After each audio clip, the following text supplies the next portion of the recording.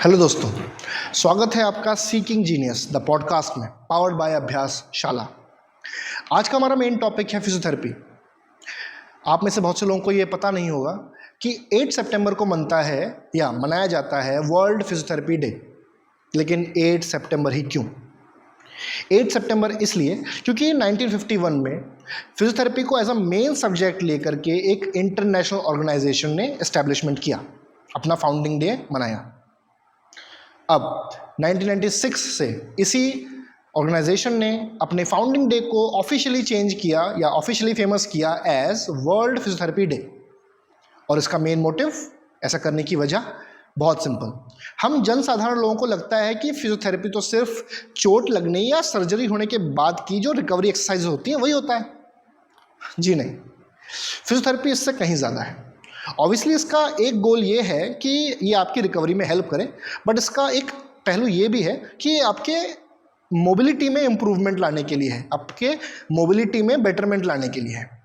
उसके अलावा आपके हेल्दी लिविंग स्टैंडर्ड्स को भी इम्प्रूव करने के लिए है।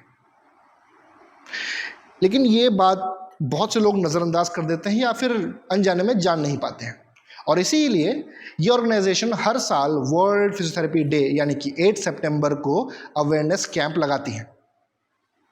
हर साल इस डे पे एक थीम्ड अवेयरनेस कैंप होता है। क्या क्या थीम होती हैं उसकी एग्जांपल लेते हैं। जैसे 2022 में थीम थी आपकी ऑस्टियोआर्थराइटिस। ऑस्टियोआर्थराइटिस क्या होता है, इसके प्रिवेंशन कैसे रख सकते हैं और इसका मैनेजमेंट कैसे कर सकते हैं। 2023 में आपका टॉपिक था आर्थराइटिस, करेक्ट। लेकिन आर्थराइटिस में क्या, आर्थराइटिस में रूमेटॉइड आर्थराइटिस। देन 2024 में लो बैक पेन, इसकी प्रिवेंशन और इसके मैनेजमेंट। एंड फाइनली 2025 में इन्होंने एक बहुत ही यूनिक बट इंपॉर्टेंट सब्जेक्ट लिया है, हेल्दी एजिंग। हेल्दी एजिंग, और उसके अंदर भी specific frailty and falls. Frailty यानी कि फ्रेल हो जाना। जैसे जैसे एक इंसान की एज होती है उसके सपोर्टिंग मसल्स या जनरल मसल्स वीक हो जाते हैं, वो अपने एंड्योरेंस पावर को, सपोर्टिंग शक्ति को खो देते हैं, सपोर्टिंग पावर को खो देते हैं। एंड हेल्थ कई बूढ़े लोग अचानक से गिर पड़ते हैं। तो हेंस फ्रेलिटी एंड फॉल्स से होने वाली इंजरीज, उसके प्रिवेंशन, उसके मैनेजमेंट। हेंस 2025 का थीम हेल्दी एजिंग। आज हमारे साथ डिस्कस करेंगी फिजियोथेरेपी को और उसके फैले हुए मिथ्स को हमारे साथ डॉक्टर मीनाक्षी वर्मा। डॉक्टर मीनाक्षी वर्मा पिछले 25 साल से एज ए फिजियोथेरेपिस्ट काम कर रही हैं, और साथ साथ वो एक मलिगन प्रैक्टिशनर है। मलिगन प्रैक्टिस क्या होती है ये उनसे पूछेंगे, फिजियोथेरेपी क्या होती है ये उनसे पूछेंगे, और साथ ही साथ पूछेंगे कि फिजियोथेरेपी पे जो फैले हुए मिथ्स हैं उसमें से कितना सच है और कितना झूठ। चलिए मिलते हैं उनसे। नमस्ते मैम। नमस्ते। आपको मैं काफ़ी साल से जानता हूँ as a physiotherapist, as a dancer, drummer and also a spiritual enthusiast. ठीक है, आप इस्कॉन टेम्पल के साथ और हरे कृष्ण की भक्ति के साथ बहुत सालों से जुड़े हुए हैं। बट आज हमारा जो पॉडकास्ट है वो है आपके फिजियोथेरेपिस्ट के करियर के बारे में, फिजियोथेरेपी के बारे में। तो अभी ना मैं इतना बड़ा होस्ट हूँ और ना ही मेरा व्यक्तित्व इतना बड़ा है कि मैं आपको इंट्रोड्यूस कर सकूँ, तो कृपया आप एक बार अपने आप को और इस सब्जेक्ट को इंट्रोड्यूस कीजिए। Myself Dr. Meenakshi Verma. I've done my bachelor's, master's in physiotherapy along with advanced certificate in manual therapy, and having experience more than 20 years. Speciality in knee joint, hip joint replacements and back, neck, shoulder pains, all this and that. And physiotherapy is basically a therapy which uses physical means like heat, cold. It includes electrotherapy, exercise therapy, and as well as manual therapy.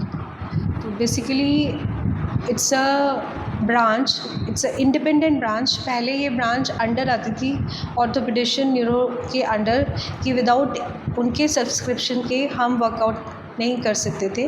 उनके दिए हुए references पे ही हम treatment देते थे। But now it's a independent practice. We can examine, we can diagnose, we can give treatment independently. तो that's it. It's so जैसे एक MBBS डॉक्टर होता है और जैसे एक डेंटिस्ट होता है, तो क्या ये उतना ही डिफरेंस है या फिर उससे अलग डिफरेंस है? It's equivalent to MBBS. Right. It's equivalent to MBBS as आप जो है इसका एडमिशन नीट के थ्रू ही है डायरेक्टली. और पहले इंडिविजुअल कॉलेजेस अप्रोच आप जा सकते थे, कर सकते थे. एंट्रेंस बेस्ड भी होते थे और डायरेक्ट एडमिशन्स भी होते थे. Now it comes under NEET exam only and it's equivalent to MBBS. In fact जो इंटर्नशिप टाइम पीरियड होता था उसमें जैसे MBBS का होता है वैसे ही हम लोगों का होता है. और MBBS विदाउट MD कंप्लीट नहीं माना जाता, but physiotherapy, bachelor of physiotherapy is itself complete. If you are going for specialisation then you go for MPT in ortho, sports, neuro, peds, ये आपका टोटल फील्ड्स हैं. तो उसके according a doctor of physiotherapy can also be an master of something, कि उन्होंने masters करी हो. yes yes अच्छा. if you are going for ortho, MPT in ortho, you are in speciality in orthopedics. Okay. If you are going for neuro, you are a specialist in neurology. Okay. Neuro physiotherapist. Just like this, peds physios are there. Just like this, sports physios are there. So there are so many branches in specialization. जैसे MBBS के बाद आप master MS करते हैं, MD, तो वो specialisation होता है. तो वो स्पेशलाइजेशन तो उनके MBBS MD के इंक्लूड कंप्लीट होता है. उसके बाद आप एक और कोर्स करते हो जिसमें आप न्यूरो या जो भी आप फील्ड लेना चाहते हैं ऑर्थो के स्पेशलाइजेशन में जाते हो. MBBS MD MS के बिना इनकम्प्लीट मानी जाती है और उसकी फर्दर स्पेशलाइजेशन होती है.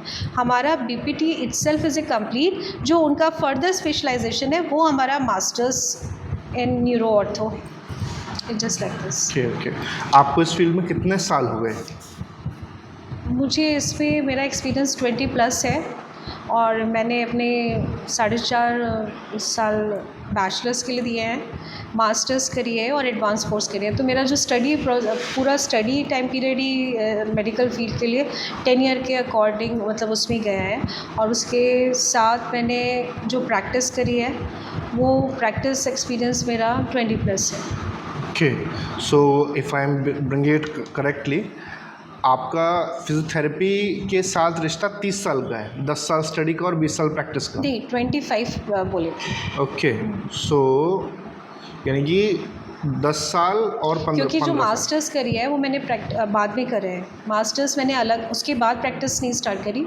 बैचलर्स कंप्लीट होते ही प्रैक्टिस स्टार्ट कर दी थी. And master is by parallel, वो मैंने उसके पैरेलली वर्कआउट किया है. तो प्रैक्टिस तो उसमें रहती है कंटिन्यू.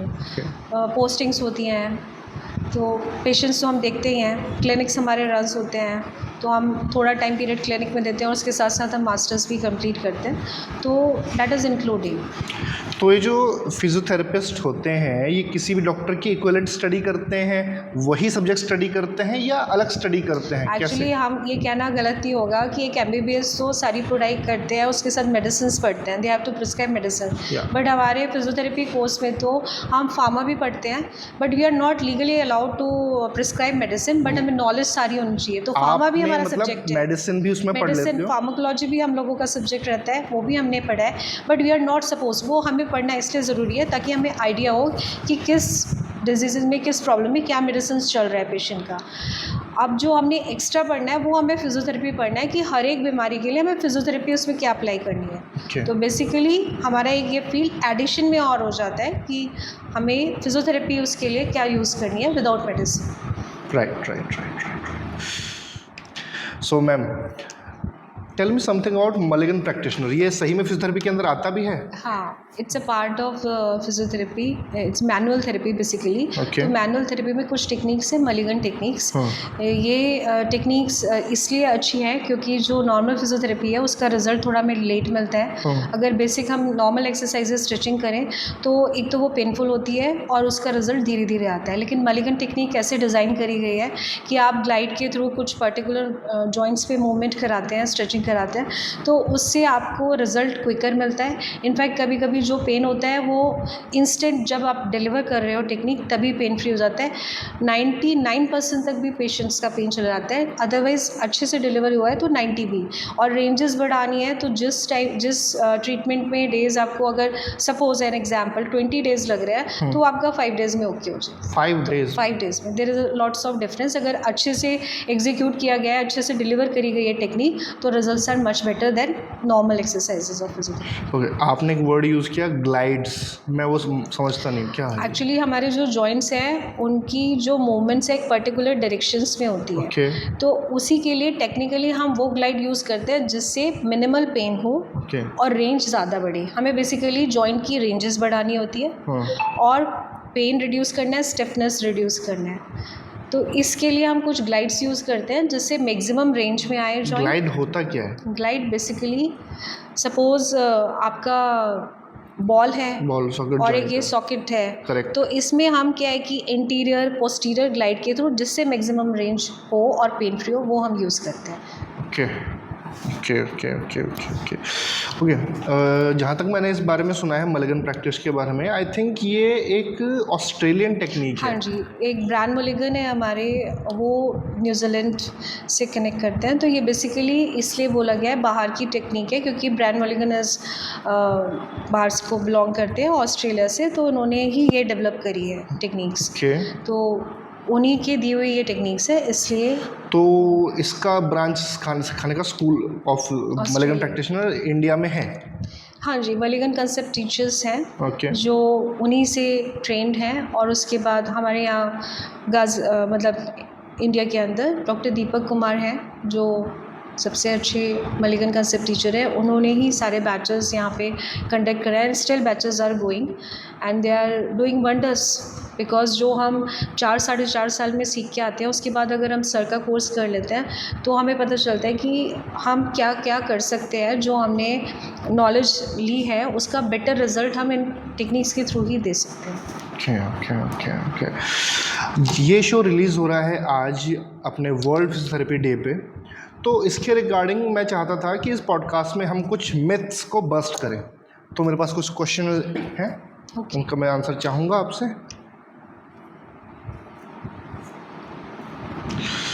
सबसे पहला कि physiotherapy is equal to going to gym regularly.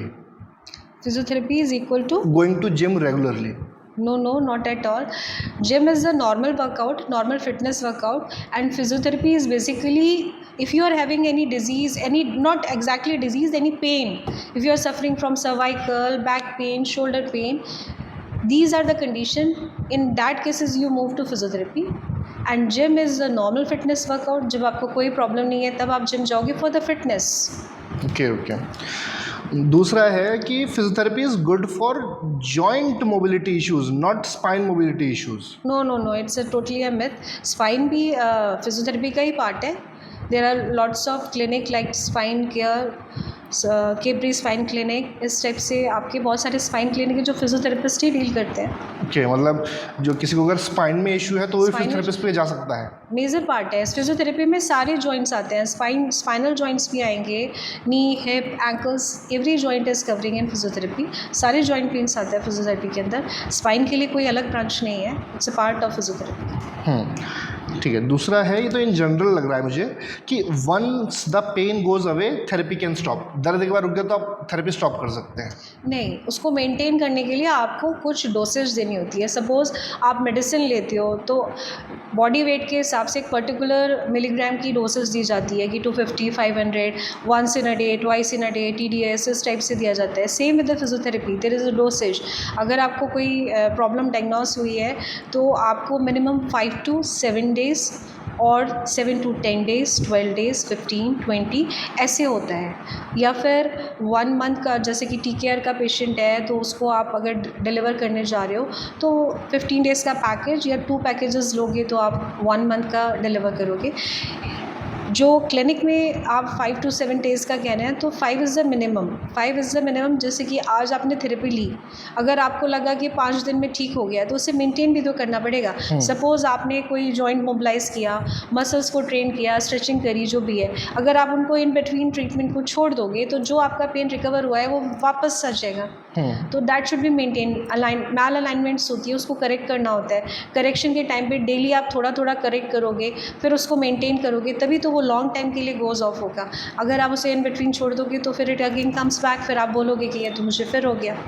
तो there is a dosage particularly. Therapy sessions are there according to conditions, according to grading, कौन सी ग्रेड में आया है पेशेंट, ग्रेड 1, 2, 3, तो उसी के अकॉर्डिंग उनकी डोसेजेस होती है। आप ये ग्रेड एक्सप्लेन कर सकते हो? ग्रेड इन द सेंस कि जैसे आपका फ्रोज़न शोल्डर है, तो उसमें 3 ग्रेड में होता है, 3 to 4 ग्रेड्स होते हैं। जैसे पहले इनिशियली सिर्फ पेशेंट के हैंड में पेन रहता है, तो वो सोचता है कि बस शोल्डर, मतलब मेरा बस हाथ दर्द कर रहा है, व्हाटएवर, थोड़ा बहुत हीटिंग किया। उस पेन को अगर वो निगलेक्ट करता है, तो धीरे धीरे उसको पता चलता है कि कुछ मूवमेंट्स उसकी रिस्ट्रिक्ट हो रही है। जैसे कि वो हैंड साइड में नहीं उठा पा रहा है, या जैसे बॉयज़ में कहते हैं कि वॉलेट पीछे से नहीं निकाल पाएगा, या फिर लेडीज़ साड़ी टक इन नहीं कर पा रही हैं। तो कुछ ऐसी एक्टिविटी रिस्ट्रिक्ट होती है due to less movement of shoulder. तो ये हमारा सेकेंड ग्रेडिंग में आ जाएगा। थर्ड में फिर एग्जैक्टली ये हो जाता है कि आपको पेन भी रहेगा और आपके जॉइंट्स भी रिस्ट्रिक्टेड है, तो मूवमेंट भी रिस्ट्रिक्ट हो जाएगी, मतलब पेन भी हो रहा है और काम भी नहीं हो रहा है। फोर्थ ग्रेडिंग में ऐसी स्टेज आ जाती है कि आपकी पेन तो टोटली चली जाती, पेन लगेगा नहीं, लेकिन हाथ जैम हो जाएगा टोटली, फिर वो कुछ नहीं करेगा, एक रेंज में अटक जाए। तो सुन्न होना कह सकते हैं उसे? एग्जैक्टली नॉट सुन्न होना, बस उसी रेंज में रह गया और स्टिफ हो गया, उसके बाद फिर वो उससे ज़्यादा जाएगा। तो फ्रोज़न शोल्डर से जो तकलीफ़ है वो किस कैटेगरी में आएगी? ये फ्रोज़न शोल्डर की स्टेजेस ही हैं, ग्रेडिंग है। तो उसी ग्रेडिंग पे अगर हमारे पास आ जाता है कि सिंपल जब थोड़ा बहुत पेन है या लिटिल बिट रिस्ट्रिक्शन है, तो उसका जो ट्रीटमेंट शेड्यूल होगा वो छोटा होगा, कुछ दिनों का होगा। सपोज़ 5 to 7 डेज़ में हमने उसको देख लिया। लेकिन सपोज़ अगर रिस्ट्रिक्शंस भी हैं और वो भी मैं अगर बोलूँ कि लेटेस्ट टेक्निक्स अप्लाई करेंगे, तो वो भी 7 डेज़ में रिकवर हो जाएगा। लेकिन अगर आप बिल्कुल फ्रोज करके ला रहे हो कि आपके जॉइंट्स भी टोटली मूवमेंट सारी रिस्ट्रिक्ट हो गई है और पेन भी ज़बरदस्त है, then it will take time. तो it depends upon grade of the condition कि किस ग्रेड में कितना ट्रीटमेंट है। चलिए फिर नेक्स्ट आता है, ओके, ये प्रॉपर बहुत ही बोल्ड क्लेम है कि फिजियोथेरेपी की ज़रूरत सिर्फ एल्डरली और एथलीट्स को होती है। No no no, it's also a myth. खाली एल्डरली और एथलीट्स को नहीं होती है। Physiotherapy is a wide branch. जैसे मैंने आपको बोला, जैसे सपोज़ हम स्टार्ट करते हैं एक न्यू बॉर्न से ही, जैसे सीपी पेशेंट चाइल्ड होते हैं, तो न्यूरो का बहुत बड़ा रोल है उसमें। जो बच्चे मेंटली थोड़ा सा डिस्टर्ब, जिसकी डिलीवरी हुई होती है, तो उसकी वजह से थोड़ा सा उनका फिज़िकल जो फिनोमेना है वो भी डिस्टर्ब होता है। तो स्लोली प्रोग्रेस करने के लिए फिजियोथेरेपी ही इसका पार्ट है, अलग विद ऑक्यूपेशनल थेरेपी ऑल्सो। तो फिजियोथेरेपी से ही मसल्स की टोनिंग, स्ट्रेंथनिंग और जॉइंट मोबिलाइजेशन, ये सब कुछ होता है। तो ये पीड्स का पार्ट हो गया, मतलब बच्चों के में फिजियोथेरेपी हो गया। दूसरा आता है आपका ऑर्थो का। तो ऑर्थो में जितने फ्रैक्चर केसेस हो गए या जॉइंट पेन्स हो गए या जर्नलाइज्ड, अब जैसे कि हमारा पोस्चरल चल रहा है, जितना सेडेंट्री लाइफस्टाइल है, तो जो कंप्यूटर प्रोफेशनल्स हैं सर्वाइकल से सफ़र कर रहे हैं, जो सिटिंग जॉबर्स पे बैक पेन से, तो ये सारा पार्ट ऑर्थो में आ गया। सपोज़ इसी तरीके से हमारा कार्डियोवैस्कुलर सिस्टम है, जैसे कि आपका हार्ट से रिलेटेड इश्यूज़ है, इसके लिए अलग फिजियोथेरेपिस्ट है। इसके लिए फिजियोथेरेपिस्ट है? जी, ओके। और ऐसे ही आप अगर और जाएंगे तो स्पोर्ट्स फिजियोथेरेपिस्ट हैं, जो आपकी टीम्स में रहते हैं। इसी तरीके से और ब्रांचेस में जाएंगे तो आपका न्यूरो, ऑर्थो, स्पोर्ट्स, कार्डियोवैस्कुलर, और भी स्पेशलाइजेशन इसमें और फर्दर स्पेशलाइजेशन एक्स्ट्रा हो जाता है। जैसे कि आप और फेलोशिप कोर्सेज करें, जैसे फूड्स पे ही वर्क कर रहे हैं, वो और फर्दर होता है। मेन ब्रांचेस जैसे ये, इसमें आपने मास्टर्स कर ली, उसके बाद और आप एडवांस कोर्सेज करेंगे तो पर्टिकुलरली सिर्फ एक जॉइंट पे ही आप स्पेशलाइजेशन कर रहे हैं। तो पीडोमेट्री जैसे हो गया, तो सिर्फ फुट पे ही वर्कआउट कर रहे हैं, तो इस टाइप से स्पेशलाइजेशन। ठीक है, मैं सीरीज से ज़रा ऑफ जाऊँगा। 2 तरह की तकलीफ़ें मुझे इस टाइम पे याद आ रही हैं। पहले ही है आपकी frozen shoulder. Frozen shoulder exactly क्यों चालू होता है, किसी को क्यों हो जाता है, और इसको सही होने में इतना टाइम क्यों लगता है, और एग्जैक्टली कितना टाइम लगता है इसको सही होने में? फ्रोज़न शोल्डर होने के खाली एक कॉज नहीं है, there are so many reasons. उसमें से एक इडियोपैथिक भी आता है, जब आपको नहीं पता है, इडियोपैथिक मीन्स मतलब आपको नहीं पता है कि किस कारण से ये हुआ है। अदरवाइज़ फ्रोज़न शोल्डर के तो आप इंजरी भी कॉज हो सकता है, कभी फ्रैक्चर हुआ उसकी वजह से भी लेटर ऑन डेवलप हो सकता है, एक एजिंग में भी हो जाता है, शुगर पेशेंट्स होते हैं उनमें हो जाता है। अच्छा। तो there are so many conditions are there. और ट्रीटमेंट इसका अगर टाइमली ले लिया जाए तो ऐसा कोई बहुत ज़्यादा टाइम पीरियड वाला भी नहीं है। अगर राइट टाइम पे डायग्नोसिस हो जाए तो मैंने आपको बोला कि 15 टू 20 डेज़ में रिकवर हो जाता है। और अगर आपने बहुत लेट कर दिया तो भी क्रोनिक केसेस भी आजकल मैनुअल टेक्निक्स की वजह से विद इन 20-21 डेज़ रिकवर हो जाता है। हाँ, अगर आपने प्रॉपरली उस पर ध्यान नहीं दिया और आप बहुत बढ़ा लिया है, then it will take time. तब आपको लगेगा आप राइट डायरेक्शन में नहीं मूव करें, आपने अपने आप उसको घर पे नेग्लेक्ट करके छोड़ दिया, तो वो अगर वो बहुत क्रोनिक हो जाएगा, जैसे मैंने बोला कि जॉइंट मूवमेंट रिस्ट्रिक्ट हो गई कि हैंड मूवमेंट्स है ही नहीं, then it will definitely need some time to recover. Okay, दूसरी चीज़ आती है जो मैंने सुनी है और मैं आजकल बहुत ज़्यादा देख रहा हूँ इसको, that is bunion. If you know what is bunion, कि अंगूठे, जिसे आपको पता ही होगा, ठीक है। ये क्यों हो रहा है आजकल बहुत ज़्यादा, और ये इतना सिवियर है, ये सही हो सकता है क्या? हाँ, इसका ट्रीटमेंट फिजियोथेरेपी में ही है। ओके। थोड़ा सा आपका अल्ट्रासोनिक थेरेपी होती है, अल्ट्रासोनिक मसाज, उसके थ्रू ये धीरे धीरे डिजॉल्व हो जाता ये है। होता क्यों है? ये रिपीटेटिव मूवमेंट की वजह से जो टेंडन आपका होता है वो रबिंग की वजह से उस पर एक नोड्यूल सा बनना स्टार्ट हो जाता है जो इन्फ्लेम्ड हो जाता है। Okay okay okay. सो मुझे ऐसा लगता था कि जैसे आजकल मैं बहुत लोगों को देखता हूँ, और मतलब 90% लोगों को मैं देखता हूँ बतख की तरह चलते हैं, पाँव को ऐसे वाइड रख करके चल रहे होते हैं। नॉक नीज। शायद नॉकनीज है, बट बिल्कुल ही जवान बूढ़ा बच्चा बिल्कुल सब के सब जैसे चौड़ा करके चल एक्चुअली रहे हैं। बहुत कॉमन इसलिए हो गया है कि एक तो होता था कि कोई डिफॉर्मिटी है by birth, that is different thing. But आजकल के सेडेंटरी लाइफस्टाइल में एक कोरोना टाइम पीरियड के बाद जैसे कि लॉन्ग आवर्स की सिटिंग बच्चों की रही, उसकी वजह से वेट बढ़ने की वजह से भी नॉकनीज आता है, और सिटिंग पॉस्चर में कंटिन्यू बैठे रहने से, मूवमेंट्स ना करने से, और बॉडी का वेट जब नीज पे पड़ता है उसकी वजह से भी नॉकनीज काफ़ी डेवलप हुआ है। तो इसकी वजह से बनियन डेवलप हो सकता है? नॉकनीज की वजह से नहीं, इस तरह के मूवमेंट की वजह से, जैसे बतख की तरह चलने की वजह नहीं, से। बनियन का तो ऐसा कुछ नहीं है, वो तो एक इंटरनल रिपीटेटिव फिनोमेना कहीं टेंडन का होगा तो उसकी वजह से डेवलप होता है। चलिए वापस आते हैं हम सीरीज़ पे इस तरफ, ठीक है। सो यहाँ पर एक क्लेम आ गया है कि if you are in pain you should rest. और ये मैं सिर्फ क्लेम यहाँ नहीं पढ़ रहा हूँ, मैंने बहुत से डॉक्टरों को देखा है ये क्लेम करते हुए कि आपको तकलीफ़ हो रही है, आप ये दवाई लीजिए और आप बस रेस्ट कीजिए, ठीक है। किसी को घुटने की तकलीफ़ है, आप ये दवाई खाइए और आपसे बैठना नहीं है, आपको बस घुटना सीधा रखना है, रेस्ट कीजिए बस। नहीं, it's a myth. Actually it again depends on the stage, कि अगर आपको एक्यूट पेन है, मतलब बिल्कुल स्टार्टिंग डेज है पेन के, तो उस समय क्या होता है, इन्फ्लेम्ड होते हैं joints, inflamed in the sense कि सूजन होती है। हाँ, उसमें स्वेलिंग होगा, रेडनेस होगी, पेन होगा, ठीक है। तो वो टाइम पीरियड में आपको अनड्यूली कोई एक्सरसाइज नहीं करनी है, वो आपका रेस्टिंग फेज होता है। तो हम प्रेफर करते हैं कि 1 वीक का आप जो भी मेडिकेशन इनिशियली इन्फ्लेमेशन के लिए है वो लीजिए, रेस्ट कीजिए, उसके बाद धीरे we switch on to exercises. तो खाली रेस्ट से वो ट्रीट आउट नहीं होगा, रेस्ट से बस आपको थोड़ा टाइम दे रहे इन्फ्लेमेशन कम करने के लिए, स्वेलिंग कम करने के लिए, देन रिकवरी जो होगी, प्रॉपर ट्रीटमेंट होगा एक्सरसाइजेस को थ्रू। तो there are so many exercises of knee joint जिससे आप अपने जॉइंट को मोबिलाइज, स्ट्रेंथन कर सकते हैं, ताकि ये जॉइंट पेन वापस नहीं आए और आपका जो जॉइंट है वो हेल्दी हो जाए। फिर यहाँ नेक्स्ट आता है कि physiotherapy is mostly about machines like ultrasonic, TENS, lasers. No, actually physiotherapy is not only machines. It includes electrotherapy, जिसमें ये मशीन पार्ट आता है। 30% जो रोल होता है, 30% ही होता है इलेक्ट्रोथेरेपी का।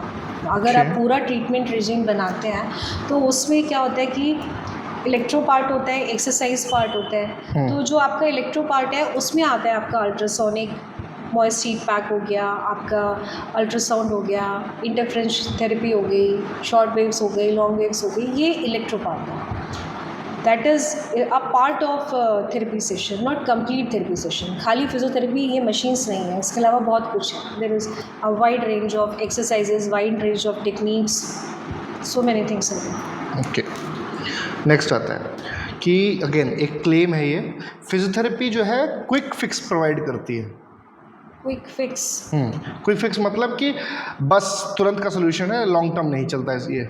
No no no, it's not like that. Quick fix नहीं है, basically it depends on the quality of treatment और आपने कितनी टाइम पीरियड के लिए दिया गया। अगर आप शॉर्ट ड्यूरेशन का ही लेके छोड़ दोगे सेशन तो ये बार बार आएगा।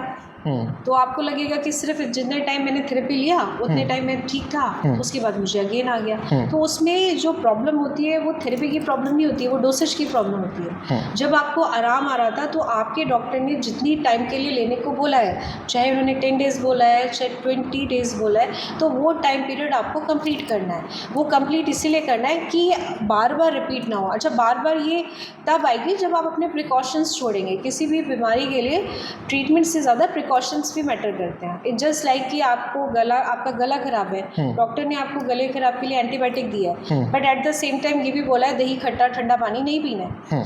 तो लेकिन अब अगर आप मेडिसिन भी खा रहे हो, आप ठंडा पानी भी पी रहे हो और खट्टा भी, तो कैसे होगा ट्रीटमेंट उसका? या तो वो बार बार आएगा या कम्प्लीटली जाएगा नहीं। तो same with the session also, कि आपका जो सपोज़ नी जॉइंट में एक्यूट कंडीशन है, उस समय हमने बोला है कि आपको वॉक नहीं करनी है या ज़्यादा स्ट्रेस नहीं लेना है, पर आप क्या कर रहे हो, मेडिसिन भी ले रहे हो और स्ट्रेस भी ले रहे हो। तो या फिर एक्सरसाइज ही एक पार्ट हो जाता है। तो एक्सरसाइज की एक लिमिटेशन, एक डोसेज है कि इतने रिपीटेशंस करनी है, या तो आपने वो रिपीटेशन कम करी या ज़्यादा करी, तो सबका अलग अलग इफेक्ट आएगा। तो इसीलिए प्रिकॉशन, जब बोला जाए कि इतनी वॉक करनी है तो उतनी ही वॉक करी जाए, जब बोला जाए कि अब रेस्ट करना है तो रेस्ट किया जाए। तो ये प्रिकॉशन भी आपके इस के लिए रिस्पॉन्सिबल होते हैं कि आपकी प्रॉब्लम कितने समय तक ठीक रहेगी, वापस तो नहीं आएगी, या वापस आएगी तो किन रीज़न से वापस आएगी। It depends. ओके, अगेन ये काफ़ी कॉमन मिथ है, ये मैंने भी सुना है कि आपको फिजियोथेरेपी की ज़रूरत सिर्फ तब है जब आपको चोट लगे या आपकी सर्जरी हो चुकी हो। नहीं, ये भी again it's a myth. Okay, खाली चोट लगे या सर्जरी हो गए, ये तो बेसिकली एक पार्ट हुआ कि आपको इसमें नीड हुई। अदरवाइज फिजियोथेरेपी तो it's a wide range. It's just like कि लेटेस्टली मैंने भी डिस्कवर किया थोड़ा सा कि नी सर्जरीज इतनी ज़्यादा कॉमन हो गई है। तो नी सर्जरी का जो पोस्ट रिहैबिलिटेशन होता है उसमें कुछ एक्सरसाइजेज होती हैं, तब भी नीडेड है। एक्चुअली एक प्री फिजियोथेरेपी भी होती है, सर्जरी से पहले की भी थेरेपी होती है, सर्जरी के बाद भी होती है। सर्जरी से पहले इसलिए दिया जाता है फिजियोथेरेपी कि सर्जरी से पहले जितनी आपकी मसल्स हैं वो उनकी स्ट्रेंथनिंग बेटर हो जाए, जॉइंट्स का मोबिलाइजेशन जो भी आप है एक अच्छा सा स्ट्रेंथन हो जाए। उसके बाद सर्जरी के बाद, ताकि आपको एक तो ट्रेनिंग सी रहे कि ये एक्सरसाइजेज आपको करनी है, दूसरा मसल्स ज़्यादा वीकनेस में ना जाए। तो जब सर्जरी हो जाती है उसके बाद भी आपको वो एक्सरसाइज करनी है। तो प्रिकॉशन प्रिवेंटिव मेजर एक्सरसाइजेज इसलिए डेवलप करा कि वही एक्सरसाइजेज जो आपको एक घुटने की सर्जरी के बाद भी करनी है, अगर वही एक्सरसाइजेज आप अगर पहले कर लोगे तो आप उस सर्जरी को प्रिवेंट कर सकते हो। क्योंकि आप जॉइंट को मोबिलाइज करोगे, मसल को स्ट्रेंथन करोगे, तो जॉइंट पे लोड कम पड़ेगा।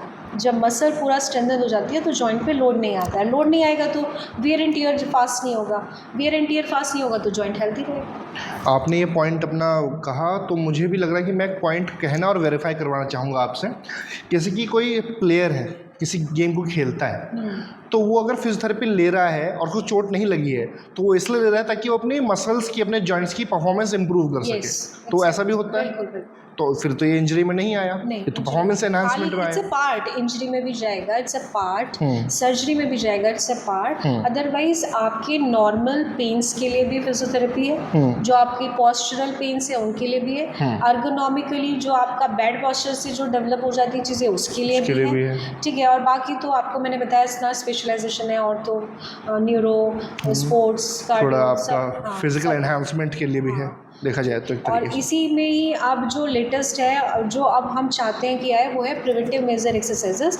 वो इसीलिए है कि ये इतनी सारी जो अर्गोनॉमिकली प्रॉब्लम डेवलप हो रही है Example? बिकॉज ऑफ जैसे कि ऑफिस वर्क्स हैं, हाँ। जो सीट पे ही बैठे रहते हैं, हाँ। और कंप्यूटर वर्क प्रोफेशनल्स है जिनका नेक स्टिफनेस और ये सर्वाइकल प्रॉब्लम और बैक प्रॉब्लम आते ही आते हैं। तो बेसिकली इसके लिए ये है कि जब उन्हें पता है कि उनका प्रोफेशन सिटिंग वर्क का है, उनका प्रोफेशन नॉन स्टॉप एक ही जगह पे बेंडिंग पोस्चर का है, तो वो अपने चेयर पे ही कुछ एक्सरसाइजेज इन बिटवीन करते रहे ताकि वो चीज़ डेवलप ना हो, क्योंकि कंटिन्यू अगर आप बैड पोस्चर में रहोगे तो ये प्रॉब्लम्स डेवलप होती है। तो आप पहले से ही एक्सरसाइज करोगे, स्ट्रेंथन रखोगे, बीच बीच की प्रिकॉशंस लेते रहोगे, तो ये जो पेन्स आते हैं इनको आप अवॉइड कर सकते हो या फिर वो डिले कर सकते हो कि ऐसे जल्दी आपको परेशानी ना हो।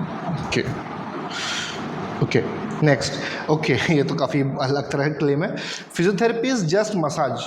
नो, फिजियोथेरेपी मसाज का भी कोई पॉइंट होता है? Totally myth. मसाज एक छोटा सा पार्ट है फिजियोथेरेपी का। ओके। और मसाज क्या है, एक टेक्निक है basically. It's not simple massage जो कि नॉर्मल बाहर होती है। हाँ। इट्स अ साइंटिफिक मसाज जिसमें कि बहुत सारे स्टेप्स होते हैं। Okay.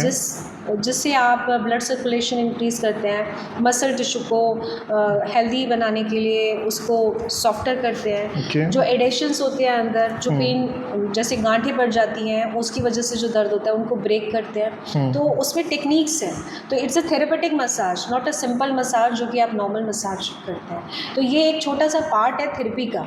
मैं चाहूँगा, क्योंकि जितना आपने समझाया वो मैं तो समझ गया, क्योंकि मैंने फिजियोथेरेपी ले रखी है, लेकिन बहुत से लोग हैं जो अभी भी इस बात को क्लियर नहीं समझ पा रहे होंगे। थोड़ा और आप इसको विवरण करिए कि और सिंपल मसाज और जैसे फिजियोथेरेपी में। सिंपल कोई आपको बोलेगा मसाज करने के लिए, तो वो नॉर्मल बस अप्लाई करेगा और राउंड कर दिया, कैसे भी कर दिया। लेकिन अगर आप इसको एक फिजियोथेरेपिस्ट के किसी भी पार्ट पे अगर मसाज देते हैं तो उसकी एक टेक्निक होती है कि किस डायरेक्शन में देना है। लिम्फेटिक ड्रेनेज मतलब लिम्फ नोड्स की कहाँ डायरेक्शन है, हमें कहाँ पे उस फ्लो को करना है, किस डायरेक्शन में हमने बीट अप करना है। उसमें टेक्निक्स आती है कपिंग, क्लैपिंग, और आपका एफलराज होता है, नीडिंग होती है। नीडिंग में फिंगर नीडिंग होती है, थंब नीडिंग होती है। तो ये सारा इसके अंदर included. It's a scientific massage, मतलब it's therapeutic massage, not a simple कि आपने ऑयल लगाया और बस कर दिया massage. And it's a small part of treatment session. Not physiotherapy is not only massage. Okay मतलब so many exercises, manipulation. Massage भी एक पार्ट है, लेकिन वो सिग्निफिकेंटली बहुत छोटा पार्ट है, बहुत ही रेयरली किया जाता इसमें है। तो और एडवांस मायोफेशियल रिलीज हैं। ओके। मायोफेशियल रिलीज में क्या होता है कि ये जो फेशिया होता है उसमें जो एडिशंस हो जाते हैं जिसकी वजह से स्टिफनेस पेन होता है, उसको हम स्ट्रेच करते हैं। उसको स्ट्रेच करके उसकी जो एडिशंस है वो ब्रेक करते हैं, उसको सॉफ्टर करते हैं, सर्कुलेशन बढ़ाते हैं। तो उसकी वजह से जो पेन डेवलप होता है वो रिलीज़ होता है, रेंजेस बढ़ती हैं। अगर टाइट फेशिया है तो उसकी वजह से क्या है कि आपका कोई भी जॉइंट है उस पर मूवमेंट कम है, फेशिया का रिलीज़ आप करोगे तो मूवमेंट बढ़ जाएगा।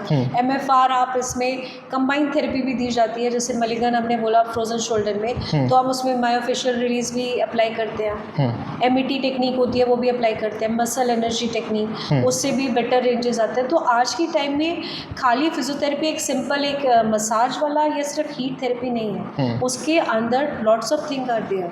आप वो सारी टेक्निक्स अप्लाई करके एक बेटर ट्रीटमेंट दे सकते हैं, बेटर आउटकम दे सकते हैं, हेल्दी वजन दे सकते हैं, जो कि कम टाइम पीरियड में आपको बेटर रिजल्ट देगा by giving the combination therapy. इधर इलेक्ट्रो, इधर मैनिपुलेशंस भी दी जाती हैं। और आपका ये सेशंस जो एक्सरसाइज सेशंस है इसमें जो टेक्निक्स आती हैं वो भी दिया जाता है। तो सबका ये थेरेपिस्ट पे डिपेंड करता है कि how smartly they are using these technique in a particular condition for the better result, for better prognosis. Okay